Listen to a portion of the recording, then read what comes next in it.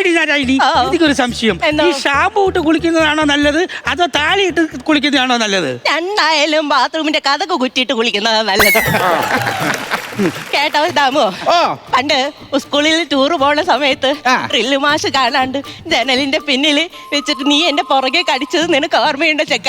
ആരെങ്കിലും എന്തെങ്കിലും ഒക്കെ കാട്ടിക്കൂട്ടി വെക്കും, അവസാനം എന്റെ തലയിലാകും. അതാണ് എന്റെ അവസ്ഥ. ചുമ്മാ ഇരിക്കേ. നീ ചെക്കനെ കൊണ്ട് തോറ്റു. ഇതിന്റെ കാലിൽ എന്ത് പറ്റിയാടി? ഒരു ഞൊണ്ടല് പോലെ ഒന്ന് വൈകി വീണതാ. എന്തിനാ വഴിയൊക്കെ വീഴാൻ പോയത്? നേരത്തെ അങ്ങ് വീഴരുതോ? ഈ ചെക്കനെ കൊണ്ട് കേട്ടോ ദാമു, മരോള് വീഴാൻ വേണ്ടി ടൈൽ ഇച്ചിരി എണ്ണ ഒഴിച്ചു. അവള് വരാൻ വൈകി, ഞാനങ്ങ് വൈകി. അതാ പറഞ്ഞ പണ്ടൊക്കെ ദൈവം പിന്നെ ഇപ്പൊ സ്പോട്ടില്ല പണി തരുന്ന.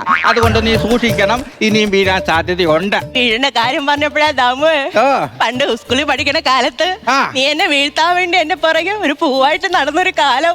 അതൊക്കെ മറക്കാൻ പറ്റുമോ? അതങ്ങ് മറന്നേര്. പണ്ടൊക്കെ പെണ്ണുങ്ങളെ വളയ്ക്കാൻ ഒരു പൂ മതിയായിരുന്നു. പക്ഷെ ഇന്നത്തെ കാലത്ത് അതല്ല. ഇന്നത്തെ കാലത്ത് 2-2.5 കിലോ താടിയും ഒരു കീറി പറഞ്ഞ ജീൻസും ആവശ്യമില്ലാത്ത കലിപ്പും വേണം മുഖത്ത്. എന്തിനാ? എന്നാലല്ലേ കലിപ്പന്റെ കാന്താരിയാകാൻ പറ്റുള്ളൂ.